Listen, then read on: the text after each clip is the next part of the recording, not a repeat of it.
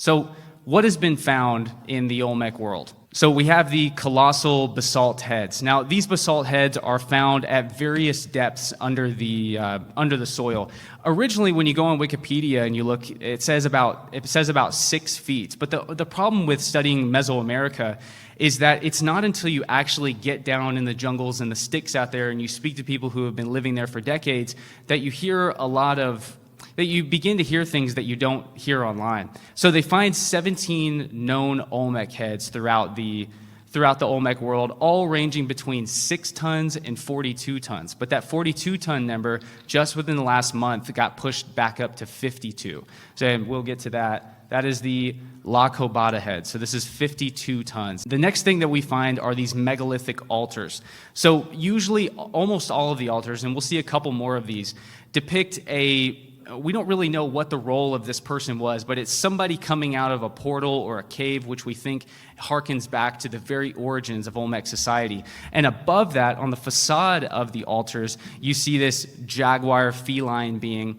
And another thing about these altars is that everybody can see the lip that's up at the top. That lip in depth, where it connects to the rest of the stone, is the same depth as the lip on the right, and the lip on the left has either been cut or filed or fallen off. I doubt it's been fallen off. But these altars weighed anywhere from about 40 to 50 tons, and they were carved on the site that they were transported to, and we're going to get more into this. But these were solid blocks, and when they finally reached their final destination, they were then chipped off. So you can imagine how much more heavy this would be with all of the extra block on there. And we know that for certain because the remnants of what was left on these megaliths is just buried right next to it that they've excavated. So the next thing that has been discovered, which very, very few people have seen, are these megalithic column tombs. Now, each of these columns are well over my head, probably 7 to 8 feet tall, and they all weigh between 2 to 7 tons apiece.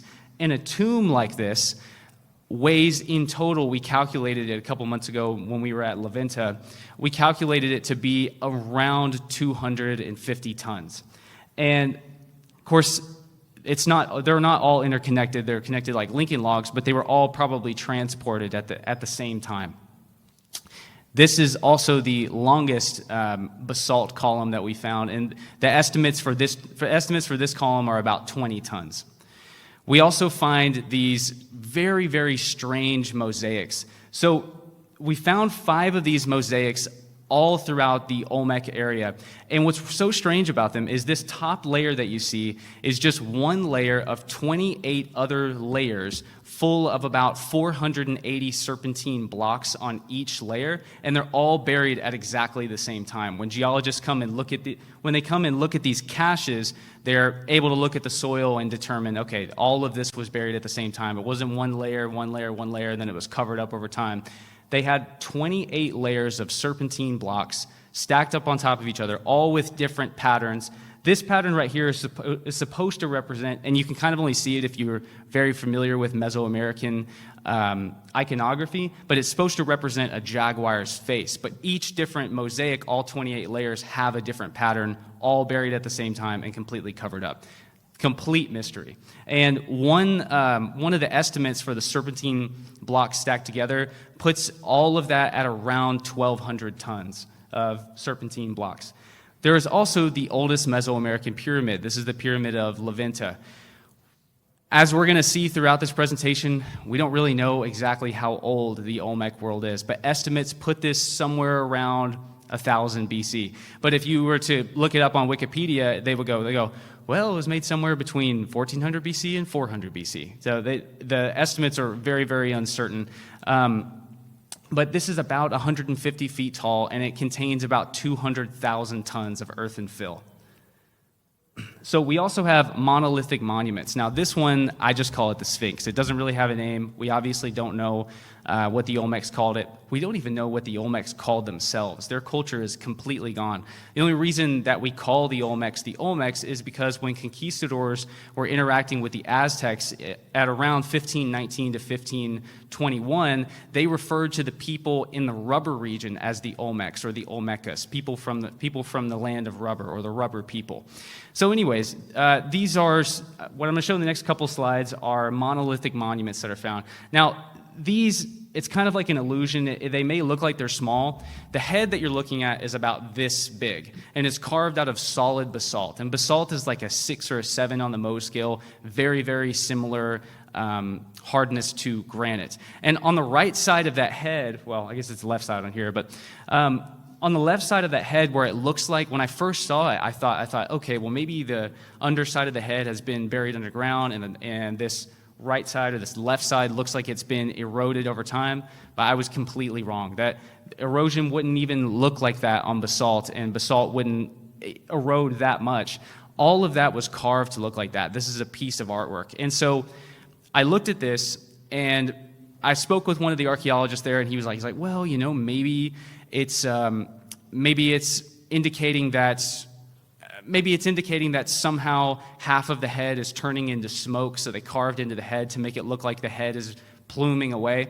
And what's really interesting is it was hard to get great photos of this. On the back side of that head, you can see two humanoid but jaguar paws gripping onto the side of the head and pulling the head apart. And you can see the wrists on the bottom of these hands. And I thought that was very strange, and I thought, well, I wonder where the rest of this monument is.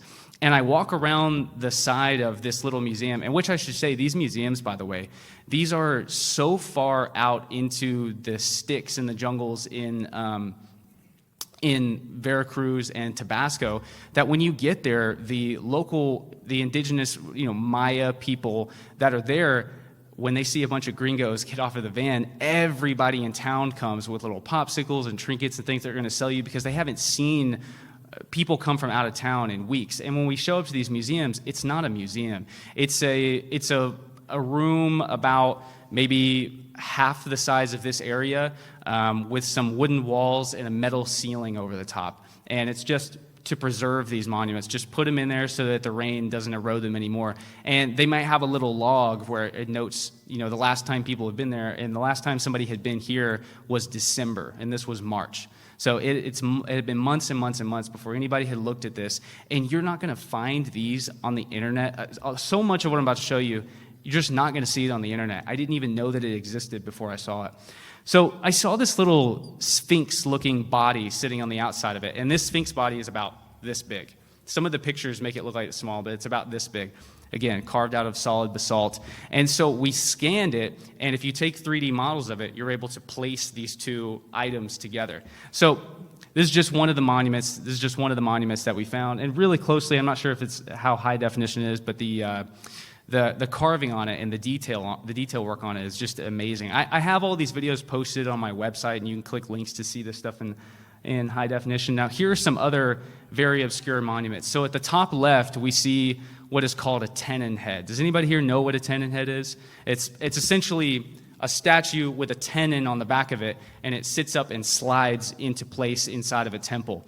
Now, the thing about that tenon head is it's probably from here all the way to here. It's about this big.